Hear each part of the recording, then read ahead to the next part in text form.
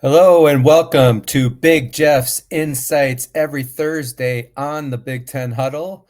We are presented and brought to you by FanDuel and part of the Believe Podcasting Network. I'm your host, as usual, Big Jeff McMichael, and this was pre-recorded earlier Thursday afternoon.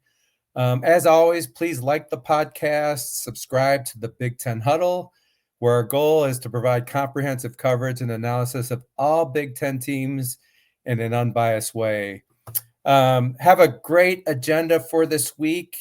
I'm going to include my special topic of covering what the 2026 recruiting rankings look like for every Big Ten team.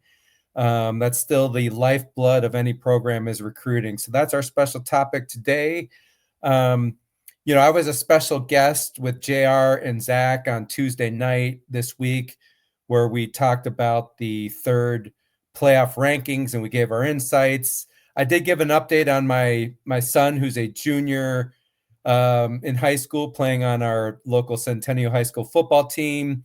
And so I apologize if you guys listen to that. So this might be a little bit redundant, but I know I've kind of started out each of my podcasts giving an update on where their season stands. And so basically they made the playoffs as a 4 seed the prior week, winning the final game of the season to just barely make the playoffs. They were playing a 1 seed and they were a 37-point underdog in the first round of the playoffs last Friday.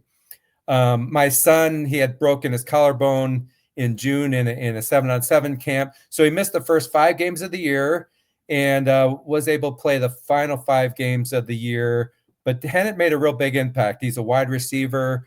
He played a lot, but just didn't get a lot of catches. So in this first round game, it was pretty cool. After the kickoff, we received very first play. He took a screen pass, took it 59 yards up the middle of the field, had a good cutback for a touchdown.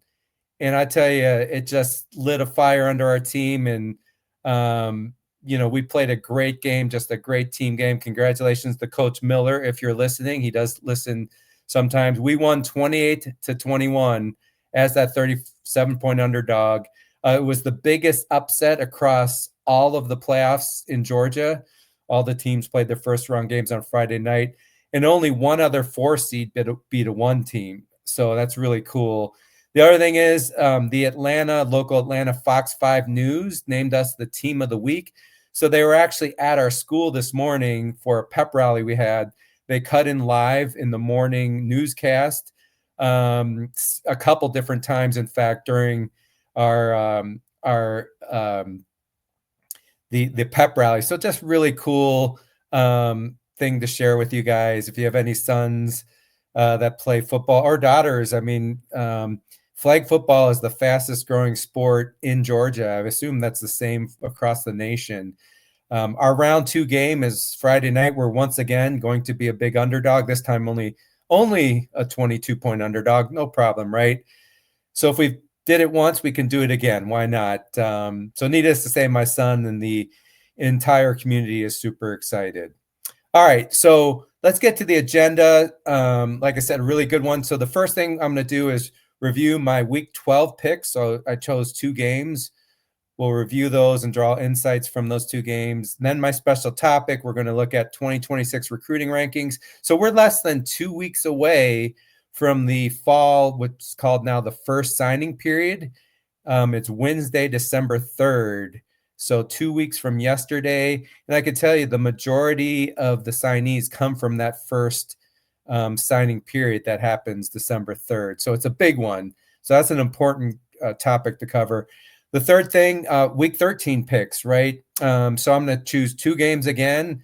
I'm going to show all the games and have some comments on the other games as well. So those are the 3 agenda topics we're going to cover here.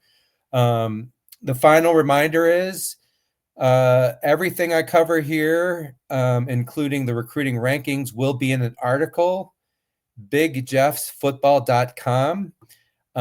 So you can go to that to see all that information. I'm going to be showing you these tables for those watching online. And then follow me on X. I'm at Big Jeff's FT Ball. So for football. So Big Jeff's FT Ball. Please follow me on X. I would appreciate that. All right. So let me bring up that first table. We're going to show here. This is the games from last week. And I went basically 1-1 last week. I lost my game of the week pick, which was the Iowa versus USC game. So that was dubbed the Big Ten game of the week. And then I won my Lock City pick. So that one was Indiana versus Wisconsin. So for the year, you can see at the top of the over the top of the table, I'm 28-26 overall, 2 games over 500. Nothing to write home about, but at least I'm not under 500 like Ari Wasserman is. Love you, Ari. But 6-3 for my Lock City pick. My Lock City pick is the one Big Ten game I'm most confident in picking against the spread. So doing pretty well there. So let's talk about what I got wrong, which was the game of the week. So I took USC at home, giving 6.5 points to Iowa. I'd predicted USC winning 34-20. Instead, Iowa got out to a lead 14-0. It was a 21-10 halftime lead. They almost sprung the upset. They ended up losing 26-21, but they covered the spread. Iowa did. It meant I lost that game. I was like, okay, after that game, USC, feels like I'm losing a lot when I choose USC. So I looked it up. I've chose USC 6 times. I think every time I chose them to cover, and I'm 1-5 against the spread in picking them. The only one I got right, I chose them to cover against Michigan at home. So really, I'm blaming my 2 games over 500 on USC. I'd be if I was 500 in those games, I'd be 6 games over 500 instead of 2 games over 500 in my pick. So it's pretty interesting. And hint, I'm going to be choosing USC later when we talk about the third topic here. It's interesting. USC, even though Iowa had covered 6 of their, I took USC even though Iowa had covered 6 of their past 7 games coming into this one. So for the year now, Iowa is 7-2-1 against the spread. I like USC. They're really good at home. And they're basically in their 2 years in the Big Ten, the only loss at home came in overtime last year to Penn State. So I really like that in their balanced offense. I didn't know when I made the pick, though, that the weather was going to be that bad. It rained throughout the game, so I should have checked on the weather. I assumed Southern California was going to be good. And really the takeaway for this one, though, for USC, this could be a really culture-defining game for them to come down from a 14-point deficit to a team like Iowa that can run the football and control the time of possession. It really showed a lot. And we could look back on this game as maybe the true turning point or turnaround for USC if they go on to do big things in the future under Lincoln Riley. For Iowa, it was another gut punch loss. 4 losses now by a total of 15 points. They're 6-4 on the year, 4 losses by 15 points. Just pretty brutal. Really easily could be something like an 8-2 in looking at as a team potentially to make the playoffs. I just think the biggest thing holding Iowa back, Mark Gronowski, he can throw the ball decently, but their pass game is just really bad. It just makes it so hard for them to pick up key third downs, to keep drives going, and it gives them a very slim margin for winning. Interesting too, ESPN SP Plus still strongly respects Iowa. They have the 15th.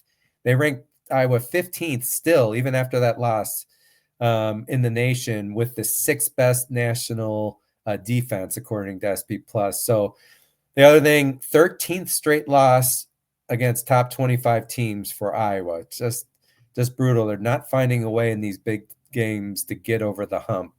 And this season is going to be looked back as a season of missed opportunities. All right, let's talk about what I got right. So that's my Lock City pick of the week. coming off the huge comeback win at Penn State, Indiana was a huge 29.5-point favorite at home over Wisconsin. Wisconsin was coming off their big win, their first Big Ten win, where they beat Washington at home 13-10. I just thought simply that was just too high of a spread. I loved Indiana to win the game. And so I picked Wisconsin to cover, which they did in the 31-7 loss. I had picked Wisconsin to score 7 points. So the pick was Indiana 35, Wisconsin 7. So I nailed the Wisconsin scoring. I was just 4 points off of Indiana. They scored 35 instead of the 31 I'd predicted. So really, I was on the mark there. Key of this game, was 10-7 at the half, but Indiana came out of the half. 2 of their first 3 drives of the second half, they scored touchdowns. In Indiana, all they have to do, win over a Big Ten winless Purdue team in their final game. They have a bye week this week, and then they'll be in the first ever Big Ten title game for them, and they'll have clinched. Really, if they beat Purdue, they're a lock to be one of the 12 teams in the playoff field. So just huge for that team. And I am a 1990 grad of Indiana, so it is a source of pride for sure. On the negative side, I do think this game crystallized a potential weakness for Indiana. They a couple weeks ago had the Big Ten's best rushing offense based on, rushing per game. They've slipped a little bit now. And basically, when they're up against talented and physical defensive lines like Wisconsin had, they kind of struggle running the ball. They do struggle running the ball. So I looked it up. So against Iowa, Oregon, Penn State, and Wisconsin, and all of those have good front sevens, Indiana has averaged only 102 yards a game and 2.8 yards per carry. That is not good. And it's consistent. Iowa, 104 yards. Oregon, 111 yards rushing. Penn State, 108. And against Wisconsin, they only had 83 yards rushing. So I just think that's something to keep an eye on. Statistically, they're so good in rushing offense because against the weaker teams, they've had just huge rushing games. Like Maryland, they had over 300 yards. If they do end up facing Ohio State, and that's not a given, that is a concern. Ohio State has got a really good front. And so, is Indiana going to have to rely on the pass more? So that's something of concern. Now, to point out, all college football teams this year have weaknesses. If you're an Indiana fan, you're saying, well, Ohio State doesn't run that well. And you're right. Ohio State, they had a good game this past weekend, but really that would be the weakness for Ohio State from a relative perspective. So for Wisconsin, this continues to show, their defense is starting to look more like that physical, really good Wisconsin defenses historically that we're used to seeing. They have some really talented young linebackers, 2 true freshmen starting that are playing great. The problem for the Badgers, just the dreadful last in the Big Ten offense. They're last by a lot. They average 247 yards a game. Minnesota's the second last or worst Big Ten offense, averaging 302 yards per game. So they're hands down, Wisconsin is the worst offense. So they can't generate chunk plays, and everything's just so hard for them to do anything. So priority 1 for Luke Fickell in the offseason for sure. Figure out how to get that offense going. No doubt about it. All right. So that's enough for last week. Let's cover our special topic here, and I'm bringing up the table. I'm going to take my nice drink of water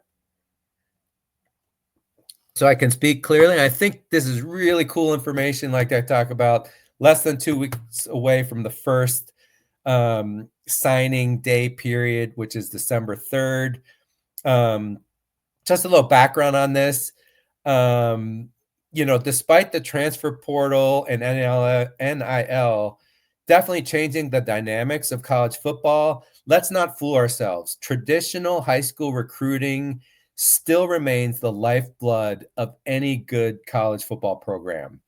I look at it as recruiting is going to get you your core players, and then you use the transfer portal to supplement weaknesses on your roster. And maybe a couple recruits didn't pan out and there's a position group where it's not as strong as you want. That's what you use the portal to. You don't use the the portal to fill out a whole roster, it's not good for long-term success. So just look at what Florida State did. They had that one great year, and now the last 2 years they've totally struggled, and their coach might end up getting fired for it. So recruiting still matters in a big way despite the transfer portal. Let's look at this data here. So looking at this table, all 18 Big Ten teams are on here. The recruiting information is from the 247 Sports Composite Index. So that takes all the major recruiting services like ESPN and Rivals 247, and it kind of averages them. So it's really kind of the best way to look at this. On the left side here, the left columns, it's the historical ratings, including where each Big Ten team ranked nationally for the last 2025 recruiting class. So, for example, Ohio State in 2025, they finished 4th. Who finished last in the last recruiting class was Purdue. They finished 98th in the nation. And as a reminder, there's 134 FBS teams in the nation as a reference point. I use color coding, as I always do, to make it easier to interpret. So in general, the more green the cells for a team, the better the data is. The more brown the cells are, the more negative the data is. So hopefully that's helpful. The right side 3 columns, and by the way, on the left here, we also have the national 5-year average. So for Ohio State, what that means is the last 5 recruiting classes, from a national perspective, their average is 3.8. So they're one of the top programs in recruiting for sure, as an example. So the right side 3 columns, they're updated as of Tuesday's rankings per the composite index. And again, it's for the 2026 class upcoming. We have each team's national rank in the first column. We have the total commits, that's all in the cell where it's like white background there. That's the number of commits they have so far. And then I added in the blue chip ratio. Some of you might be familiar with that. That is what percent of your commitments are either 4 or 5-star rated players. So as an example, of USC's 35 commitments, 60% of them are 4 or 5-star recruits. And that's a pretty big deal, because there are some stats to show if you want to win a national title, you need a high percentage of blue chip recruits. I can tell you, if Indiana goes to win the national title, that's why it'd be so shocking. They don't have a high level of blue chip recruits. So it would be a really big deal.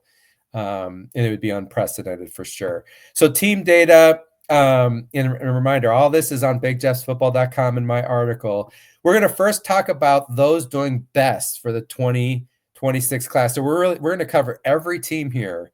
USC actually has the number 1 class in the nation and in the Big Ten.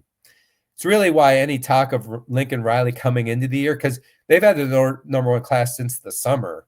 And that the fact you have a big recruiting class is going to protect coaches. So even Lincoln Riley would have had a really bad season to truly be on the hot seat here. 35 commits is actually used. Most teams are in the 20s. Blue chip ratio of 60%. That's 3rd best in the Big Ten, behind only Oregon and Ohio State. And it's used for USC. Their 5-year national average is 23.2. So to be number 1 versus a 23 average is a big deal. That average, by the way, 5-year average, is 5th best in the Big Ten. This is also big. I have a mantra: for conferences to be great, they need their blue bloods acting like blue bloods. And USC hasn't been doing that. They haven't been recruiting to the level they should based on their history, and certainly they haven't been playing to that level. So this is a big deal for the conference, for USC to be recruiting so well. 2nd best in the Big Ten for the 2026 recruiting class up to now is Oregon. They're ranked number 5 in the nation right now. Their blue chip ratio is 84%. I think they have 5 of 19 recruits I think 5 of them are 5-stars, in fact. So they're killing it. So the Ducks' talent level is only going to be increasing, and it really supports why Oregon really has the talent needed to win a national title for sure. Ohio State is third in the Big Ten and sixth in the nation. A lot of their fans are very disappointed and kind of shows that they are pretty spoiled. The reason they're disappointed, Ohio State has had the Big Ten's top ranked class 9 of the past 11 years. So they're used to being number one there. It's not a worry. Ohio State is still killing it. High blue chip ratio. Really, this is, to me, not a big story. And I think Ohio State's just been adapting to the new environment here a little bit. And so it's not a cause for concern. Fourth in the Big Ten, we have Michigan. Michigan is ranked 10th nationally. They have the 5th best in the Big Ten blue chip ratio at 56%. So really, Sharon Moore doing a great job here. That number 10 rank is better than the 5-year average for Michigan. Again, that's on the left-hand side. 12.2 is the 5-year average for Michigan. So Sharon Moore's doing better than that. So that's just a really good job for Michigan. Let's talk Penn State now, because normally they're in the top 5. And then until James Franklin got fired, that's obviously has caused Penn State to lose a bunch of commits. They're down. They're at number 14. They only have 12 commitments, but it's still a very high quality class so far. They're hanging in there. 58% blue chip ratio of those 12 commits. So that's good. It's probably 7 of the 12, I guess that would end up being. So Penn State's hanging in there, but it shows when you lose a coach, bad things happen for recruiting for sure. All right, continuing talking about positive scores, maybe those first 4 teams were the best, top 10 like classes is very impressive. This is the next group here we'll talk about. So the 5th best class in the Big Ten is Washington in Jed Fish. It ranks 17th in the nation. That actually crushes their 5-year average of 44th. So there's no doubt Jed Fish can recruit. Their blue chip ratio is a very strong 45% for the Huskies. So that's 6th best in the Big Ten. So that's really good for Washington and promising for the future. 6th best team in the Big Ten. It's a pretty big surprise. Let's guess who it is. Think to yourself. Illinois and Brett Bielema, 24th in the nation. Much better than their 5-year average. Their 5-year average is 51st in the nation, which actually is only 14th best in the Big Ten. So to be 6th best this year is outstanding. It's really the biggest jump of any team versus their 5-year average is Illinois. And Illinois is doing it, though, without a lot of blue chip recruits. Their blue chip ratio is only 12%, but that's not a worry. Their developmental program and being that is okay. Having really good 3 stars.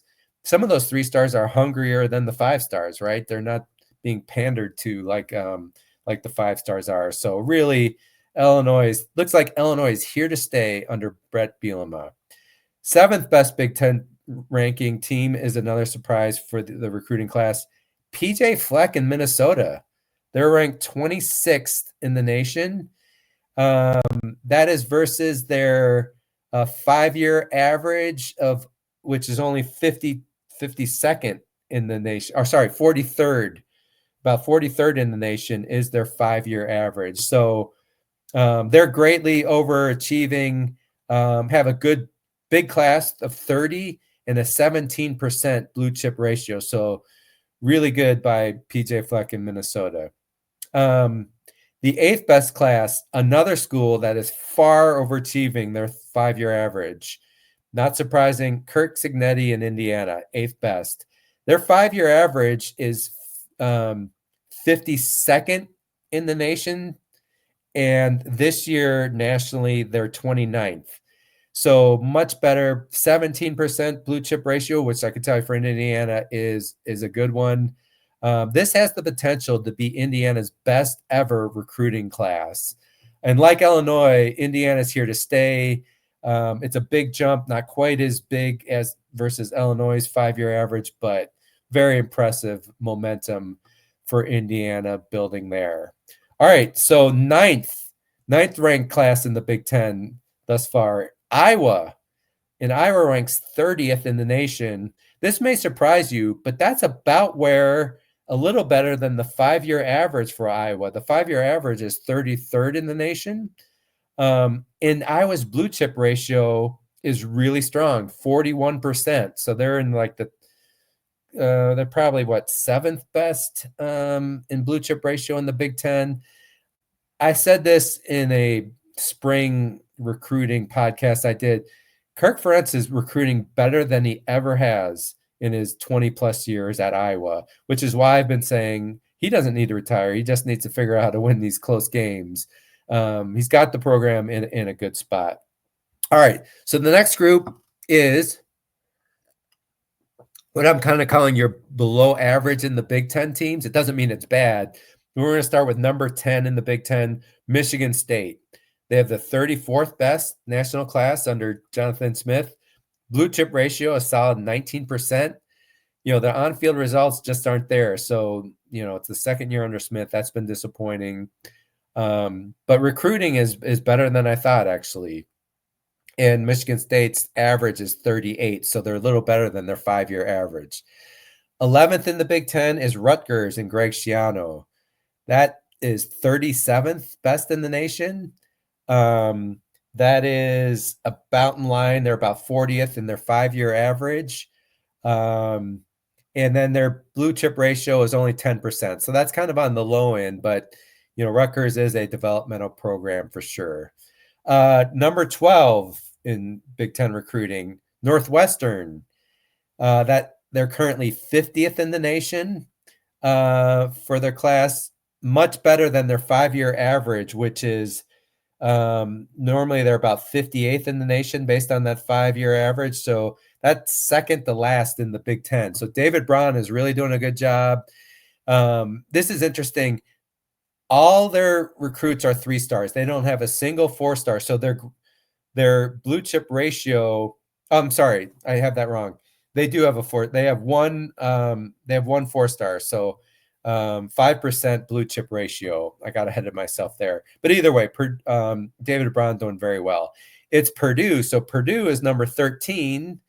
13 in the Big Ten, 54th in the nation in recruiting. That is favorable versus their 62 5-year average. They're the one who has 0 4 and 5-star recruits. And again, it's okay if you get strong 3-star recruits, you're still going to be okay. So Barry Odom is actually doing better than they've done in the past. You'd like to see that improve even more. Number 14 is Penn State, that we already talked about. Have a coaching change, you're going to get hurt. Number 15 in recruiting in the Big Ten thus far, UCLA. Now, it definitely going to feel impact of this. They fired Deshaun Foster, of course, early in the season. Their ranking nationally is 61st. And the 5-year average for UCLA is 53. So that's certainly worse than that 5-year average. They still have a surprising to me 14 players committed, and their blue chip ratio is 21%, better than many of the other Big Ten teams. So that's kind of a pleasant surprise. So their recruiting is kind of hanging in there despite that coaching change. Number 16 on the list here, Wisconsin and Luke Fickell. That they have a really disappointing national ranking of 62 right now for this upcoming class. Their 5-year average is typically really good. Their 5-year average is 34th in the nation. In the past 2 years, they've had the 23rd and 27th best recruiting classes. And I could tell you, one of the reasons some people have supported keeping Fickell, he clearly showed he has raised Wisconsin's recruiting profile. You just haven't seen results on the field. Some of it is due to injuries to those quarterbacks, but other things is they haven't recruited well on the offensive line. They just don't have the depth that they've had. So I think it's probably a story of they haven't had well-rounded recruiting classes would be the way I would describe it, just based on the results we've seen, right? Their blue chip ratio is 14% for Wisconsin, but certainly a disappointment. Now that Fickle, though, has been said, we're going to retain him. Maybe Wisconsin can recover. Remember, there's still time between now and I think it's February 5th, where it's the second signing period where these schools can improve their rankings. Number 17 in the Big Ten, Maryland. They're 74th in the nation. That's way below their 5-year recruiting average of about 30 is the 5-year. So Loxley, recruiting has never been the problem for Mike Loxley. It's been about development and retention of those recruits. He has a great recruiting class this past year that's playing really well. It's just that he's got deficiencies, like they can't run the ball and they're so young, starting a freshman quarterback. So, just both the Wisconsin and the Maryland, the story of that is both those schools gave the vote of confidence to their coaches, but all during the season, they've probably been negative recruited against, and I think that impacts where they stand in these recruiting rankings. Maryland, by the way, has only a blue chip index of 8%, and they only have 12 commitments. Wisconsin had 14 commitments, which also is pretty low. So last place in the Big Ten, who haven't I mentioned? It's pretty surprising. Nebraska. They come in last in the Big Ten, 91st in the nation. Their 5-year average has been 25, fifth in the nation. So recruiting also hasn't been their problem. Now they've lost some of those recruits, but that 5-year average is 6th best in the Big Ten. It's why the performance on the field has been so disappointing to Cornhusker fans.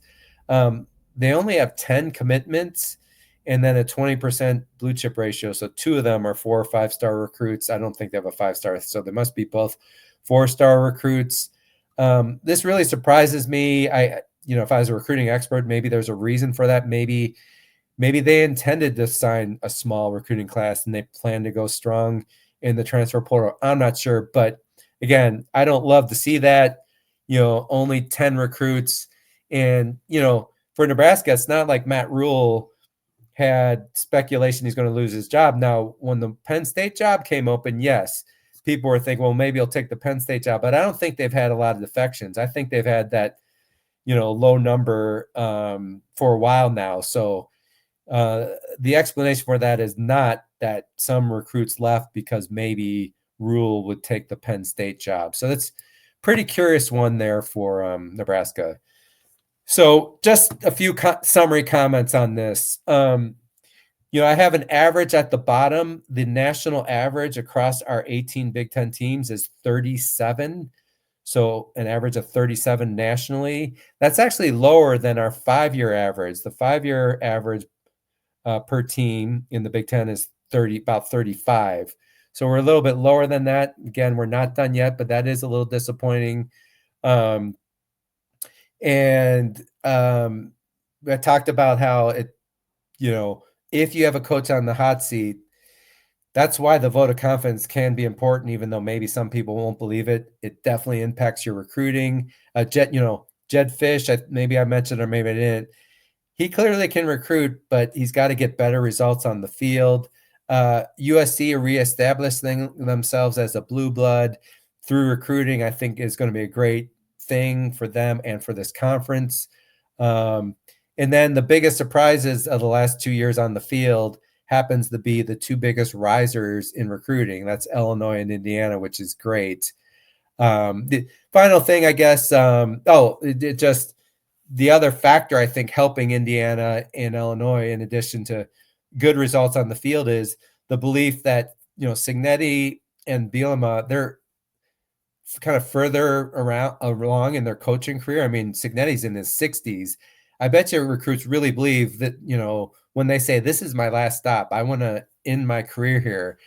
I'm sure that's part of the recruiting pitch, and I'm sure recruits like that a lot, because changing coaches is just not a good thing. It's just that's where people are going to spend sometimes 5, even 6 years of your career at one spot. Knowing you're going to be under the same coach is important. All right. That's that let's get to the final topic. I'll bring it up, which is the picks for the week. We go drink of water. All right, these are the games. And once again, so 2 picks. So the Big Ten game of the week is going to be Oregon giving 9.5 points to USC. We'll be talking about that game in detail. My Lock City pick of the week is going to be Northwestern at home, giving 3.5 points to Minnesota on the road. So those are the 2. Before I get to those, we just want to make a comment on some of these other games. Just last week, the Big Ten, only 2 of the 8 games in the Big Ten had single-digit spreads. It's pretty embarrassing, to be frank. This week, it's much better. So half of the games are single-digit spreads, so that's better. And then we don't have any mega spreads other than Ohio State. Ohio State's a 30.5-point favorite over Rutgers. But if you exclude that, the next highest is Iowa, 16.5 over Michigan State. So that's much better. I would stay away from that Ohio State game. Carnell Tate has missed the last couple games. Jeremiah Smith came out of the game early last week. There's good chance that they rest both those star receivers, and that definitely could hold down the scoring for Ohio State. So I don't recommend betting that game. Michigan, to me, an intriguing game. 13.5-point favorite at Maryland. That is a lot of points. They really struggled last week against Northwestern. Granted, they lost the turnover battle by -5. But if I had to bet, I'd bet Maryland in that one, even though I think Michigan will win. Another surprising spread, Penn State, favored by 9.5 at home over Nebraska. That's a lot of points for Nebraska is 7-3, and Penn State is 4-6. Vegas must feel Penn State, kind of found themselves in their last game in the win at Michigan State. And we're going to see a better version of their final 2 games.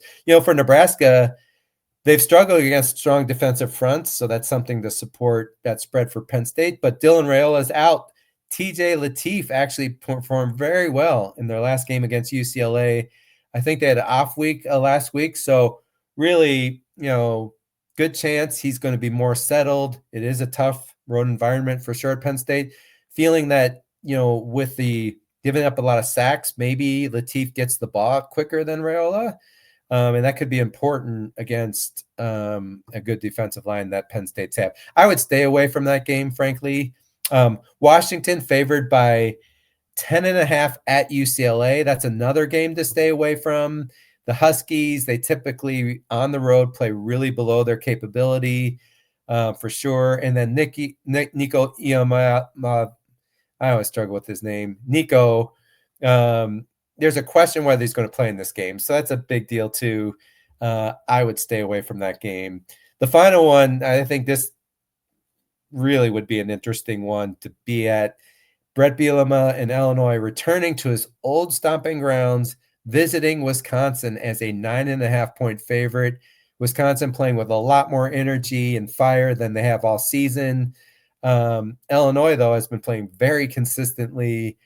They have their eyes on, if they win their last 2 games, they're going to go 9-3 for the second year in a row, and just building strong momentum as a team. If I had to bet on this one, I actually would take Wisconsin. As offensively challenged as they are, I would bet Illinois, but I think Illinois is going to win by a touchdown in that one. All right, so let's get to the Big Ten game of the week. We have Oregon given 9.5 points at home to USC. A big over-under on that. That's 59.5. It's the biggest over-under of all the Big Ten games. Matchup of former Pac-12 rivals who were the premier programs of the Pac-12 for sure. USC leads the series 39-23 and won the last game. So 2023, Bo Nix and the Ducks beat Caleb Williams and USC 36-27. Oregon has won 7 of the last 10, and they've won 3 in a row over USC. Injuries are a factor here. That creates some unknowns. So for Oregon, DeCorian Moore, question whether he's going to be out or not. Gary Bryant Jr., They both missed the Minnesota game. The Trojans have multiple running backs out. They dealt with that all year, but they also had 3 starters, including star defensive back Kamari Ramsey, who's like the anchor of their defense. They had to come out for the Iowa game. So, the issue is we don't get it's not like the NFL. We're not getting these injury reports, and all the coaches like to play coy with where their players stand. So it's really hard to judge. That makes betting against the spread hard to do. Of course, USC comes in 9-2 overall, 6-1 in the Big Ten. A lot of people think if they win out, sorry, they're not 9-2 overall, they're 8-2 overall. But if USC wins out, finish with a 10-2 record, a lot of people think they're in the playoffs. So, stat I heard too, this is not great for USC. Under Lincoln Riley, they are 0-4 versus top 10 teams. And on the road versus ranked teams, USC is 1-7. So that's not very favorable for them. Of course, Oregon 9-1 overall. If they win out, for sure they're in the playoffs. Some people think that if Oregon doesn't win out, then they might not have a win if they don't beat USC. They might not have a win over a top 25 playoff committee program. And with 2 losses, it's risky whether they would actually get into the playoffs or not. They might need to be like the 4th Big Ten team, and they might need to be rooting if they lose to USC for USC to turn around and lose to UCLA the very next week. So this is a huge game, no matter what. The Big Ten would like to get 4 teams in beyond, the USC and Oregon dynamic. Let's say USC beats Oregon. If Oregon keeps it really close, that could maybe keep them in, and maybe both teams get in as the 3rd and 4th teams. The other scenario is Oregon just wins out, or USC makes it, and then Michigan beats number 1 Ohio State. Many people think if Michigan finishes 10-2 and beats the clear number 1, they would be in. So that's the path for the Big Ten to get 4 teams in. SP Plus has USC ranked 13th in the nation. And then with the number 6 ranked offense, Oregon per SP Plus is 4th in the nation with the number 3 rated defense. For the year against the spread, USC is 5-5 against the spread. Oregon 6-4 against the spread. So really, that's not telling us much.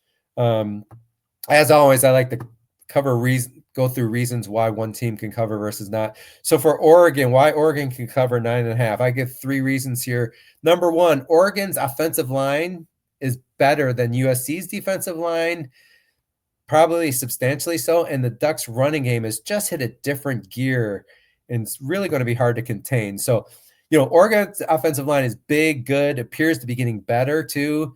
Pro Football Focus has 4 of the 5 Ducks line starters solidly in the green. Green means they're well above average.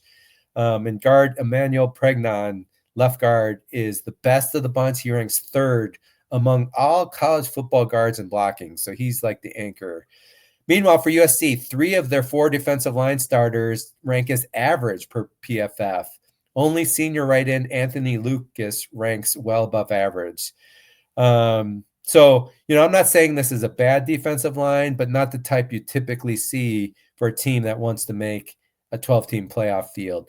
Oregon ranks 1st in the Big Ten in rushing offense, 235 yards a game, 6.3 yards a carry. That's 1st in the Big Ten and 8th in the nation in yards per carry. 3 strong running backs that have over 400 yards each, led by Noah Winningham. He has 623 yards, 8.2 yards per carry. I mean, they're beasts in this run game. USC, meanwhile, their rushing defense ranks 10th. They yield 146 yards per game. So that's like 62nd in the nation. Again, not the type of run defense you'd like to see for a team looking to make the playoffs. Number 2 reason for liking Oregon. The other side of the ball, Oregon's defensive line is highly rated where USC's offensive line has had struggles. So again, from a trench perspective, the matchup favors Oregon. And it's going to make it hard, really could make it hard for USC to run the ball. Maybe they become over-reliant on the pass. When USC is operating on all cylinders on offense, it's when they're well-balanced. I like to refer to Pro Football Focus, especially late in the year. I don't think their stats lie. 4 of the 5 starters on the USC offensive line are or average or below average per PFF. Only left tackle Elijah Page ranks really well, and he's 134th among 651 tackles in college football. Meanwhile, for Oregon, all 4 defensive line starters rank well above average. The best is defensive end Titum Tuiati. He ranks 53rd among all defensive end. And really, if you look at the macro numbers, Oregon ranks 2nd in the Big Ten in total defense. They only give up 235 yards a game.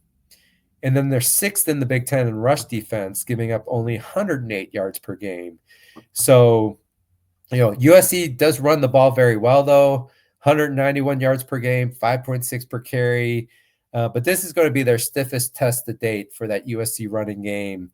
And USC's ability to run the ball is just so key, like I mentioned earlier. All right, the number 3 reason to like USC, to like Oregon, sorry, USC is number 1 in the Big Ten in passing offense, but Oregon statistically is excellent against the pass. They rank number 1 in both pass yards allowed in the nation and number 1 in pass efficiency defense. So they statistically for sure have the ability to contain USC's dynamic receivers. USC averages 298 passing yards a game. That's 10th in the nation. Of course, Jaden Maiava, excellent quarterback, ranked 8th in the nation in quarterback rating per ESPN. Dynamic weapons. Makai Lemon, many think he's the best receiver in the upcoming draft next year. He's 3rd in the nation in receiving yards with 1,090. But I mentioned Oregon, strong pass defense, pass efficiency defense. The only caveat is they really haven't faced really good passing offenses. Indiana is the best they faced. They held them relatively in check. Fernando Mendoza was 20 of 31 for 215, but he did throw a pick 6 against Oregon.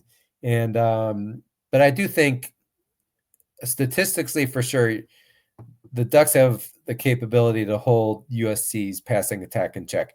2 reasons to like USC.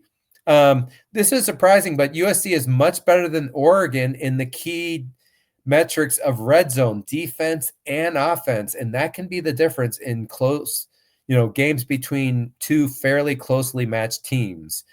And that did surprise me. So let's go to red zone defense. USC, 7th in the nation and 2nd in the Big Ten, behind only Ohio State in red zone defense. They give up scores 71% of the time, only allowing 18 TDs and 31 red zone trips. Oregon, on the other hand, in red zone defense, they're 130th in the nation. That's 134 teams we're talking about, giving up scores 94% of the time. Now, on the good side for Oregon, they're not allowing many red zone trips. So only 18 red zone trips, but allowing a really high 13 TDs in that time. So that is a mitigating factor. Let's go to red zone offense. USC is 9th in the nation, 2nd in the Big Ten. Kind of interesting. UCLA is number 1 in the Big Ten in red zone offense. USC, 94% of the time they score, they have 35 TDs and 50 red zone trips. That's a lot of trips. Oregon is tied for 47th in the nation, so that's solid.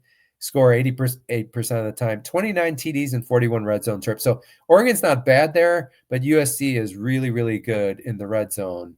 That could be a difference maker here in helping them cover or maybe even win the game. Number 2 reason, the second reason to potentially like USC, despite all the things I mentioned favoring Oregon, the trenches and all that kind of thing, the reality is this USC team has the type of firepower and talent on offense to potentially keep up with Oregon in scoring for sure. So, a 9.5 spread is a lot in a type of the game like this when USC has that type of firepower. USC's offense, as mentioned already, number 1 in the Big Ten in total offense. I think I mentioned that. Number 3 in Big Ten in scoring offense, 38.2 points per game. That's just shade behind Oregon, which averages 39 points a game. And then Lincoln Riley's play calling, excellent, knows how to take advantage of mismatches. and USC is just hard to stop. So what's my call here? 9.5 points is an awful lot in a game like this. When I first saw the spread, I thought I'm probably going to go with USC. And then I also saw them 1-5 when choosing USC to cover. And I was expecting the spread more like 7 points or something in favor of Oregon, not 9.5. But after looking at the numbers, seeing how good Oregon ranks in pass defense, how impressive they are in the trenches, and then just USC on the road, they've played better this year, but they still play suboptimal is the way I'd phrase it. This is going to be a raucous environment, Autzen Stadium. Dan Lanning knows if Oregon wants to make the playoffs, this is a must-win game to kind of be sure about it. Granted, they have to beat Washington next week as well. So I've been burned by USC too many times. So I'm taking Oregon to cover and win the game. Oregon 38, USC 24. I'm giving a confidence of medium in this game. All right, and then in the final game, Lock City pick of the week, Northwestern minus 3.5 against Minnesota. Basically a matchup of two offensively challenged teams. Not surprising. This has the lowest over-under of any Big Ten game, 40.5 points. Very low. In other words, this is a great old Big Ten West type of matchup. Northwestern 5-5 overall, 3-4 in the Big Ten. The win over Michigan last week would have secured that 6 wins needed for bowl eligibility. So, they really need this game for sure to make a bowl game. Minnesota comes in 6-4 overall, 4-3 in the Big Ten. They've not had a good stretch of the last 3 games. Last 3 games, they got drilled by Iowa 41-3. They barely beat a bad Michigan State team at home. They've not won a Big Ten game. In fact, they've won 23-20 only. And then against Oregon, they weren't really competitive, losing 42-13 on the road. Just interesting, SP Plus has Northwestern and Minnesota ranked right next to each other. Gophers are number 65 for SP Plus. Wildcats are 1 spot behind at number 66. Year to date, Northwestern good against the spread, 6-3-1 year to date. Minnesota only 2-8 against the spread, and they've not covered the last 3 games. Hint of where I'm going. Okay, why Northwestern can cover? I just have 2 reasons here. Northwestern can cover the 3.5 because, number one, talked about Minnesota's last 3 straight, not very competitive. They played terrible on the road. Minnesota is 0-4 on the road, and that's just not trending in the right direction. So just digging deeper, Minnesota 6-0 at home, 0-4 on the road, including losses by 13 at Cal, 39 to Ohio State, 38 to Iowa, and 29 to Oregon. That's an average over those 4 games. An average loss of 30 points a game. Just not good at all. Meanwhile, Northwestern, better momentum. Yeah, they've lost 3 straight, but they almost beat Michigan. They lost by 2. Prior week played USC tough. They would have led at the half. They had a fumble. They had an interception that would have been a pick 6. But as the guy was going in the end zone, Jaden Mayavan knocked the ball out, and they would have been up 21-14 and likely ahead at halftime. So they ended up losing that game. And then 3 games ago, at Nebraska, 21-all in the 4th quarter, and it got away from them. They lost by 7. So David Brown has the team playing well in November. They just haven't found a way to win the game. So I like the momentum with Northwestern. Number 2, Minnesota has the 2nd worst offense in the Big Ten and the 126th worst in the nation. That includes the worst rushing Big Ten offense.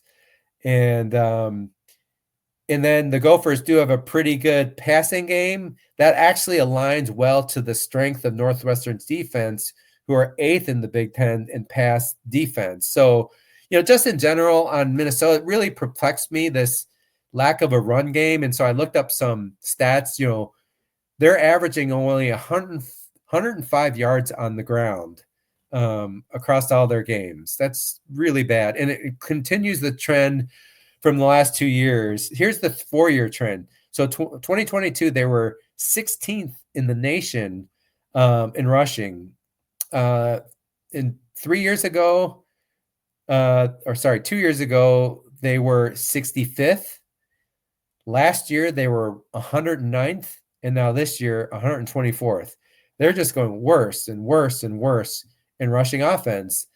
And that's not, when you think of Minnesota, you think good offensive lines, good running backs, and running the ball. So it's really strange to me. Back in 2022, when they had that really good run offense, they were averaging 28 points a game, a little over. Now they're averaging a little over 22 points a game. A difference of 5.5 points a game is huge. So something's amiss with the Minnesota offense here.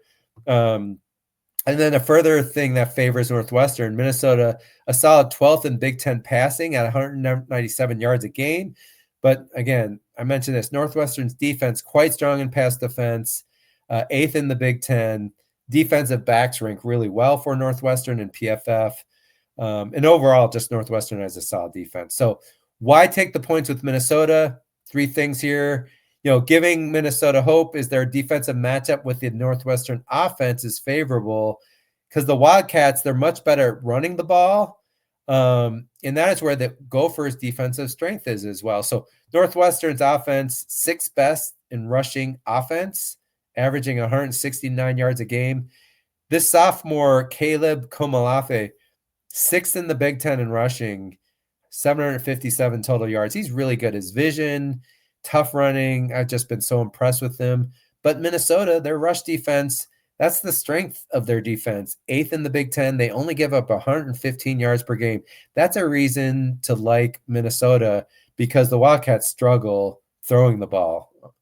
Number 2, despite Northwestern's superiority in total offense over Minnesota, the Gophers actually average a little more in points per game, 22.7 versus Northwestern averages just under 22. And that's because Northwestern settles for way too many field goals versus touchdowns in the red zone. So that holds down their scoring. So I dug deeper into that. Northwestern ranked 23rd in red zone offense. And that looks good. But if you dig deeper, of 35 red zone trips, only 6 have ended up in TDs. That's a terrible conversion rate, I can tell you. So, and then the exact same number, 16 have ended up in field goals. And in fact, 16 field goals ranks second. Northwestern is tied for second most field goals in the nation at 16. But that's actually something you don't want to be rated high in because it means you're not scoring touchdowns, is the bottom line. And then Minnesota, they're ranking 59th in red zone offense, converting at 86%, but they've got 20 TDs and 36 red zone trips. So Minnesota much better there in the red zone. And that could be a factor in this game. If Northwestern is settling for field goals, that could be enough for Minnesota to cover. And number 3, just Northwestern quarterback Preston Stone. He hasn't been very good. 2nd lowest rated starting quarterback in the Big Ten. He's prone to turnovers. 11 touchdowns, but 9 interceptions on the year. So really, that fact favors Minnesota. All right, so what's my call on this one? I do like the matchup for Northwestern. They're playing better football in November. Minnesota for sure, just been so terrible on the road. And then 6 wins. Minnesota's already got 6 wins, so they have a bowl berth secured. And sure, they want to win another game, but Northwestern needs this 6th win badly. Their final road game is at number 21 Illinois, and Illinois is playing well. So if Northwestern wants to win it, go to a bowl game, they really need this game bad. I like David Braun in this group to get it done. It's going to be the last game at that lakefront stadium. Probably serves as a bigger home field advantage for Northwestern than maybe some other teams. A lot of teams playing in front of that, crowd that's not as loud and everything. So I'm going to take the Cats to win and cover. I have Northwestern 24, Minnesota 17. Confidence is high. Again, that's my Big Jeff's Lock City pick of the week. All right, we're about at 1 hour, so that's good. I like to keep it about there. Just 2 weeks left in the season. The big question to me is the Big Ten going to get 4 teams and not just 3 in the playoffs? So a lot of factors there. Again, be sure to like and subscribe to the Big Ten Huddle. Like me, of course, subscribe to not subscribe, but like in my X account at Big Jeff's FT Ball. And again, good luck to all your teams this weekend, and bye for now. We'll see you next week.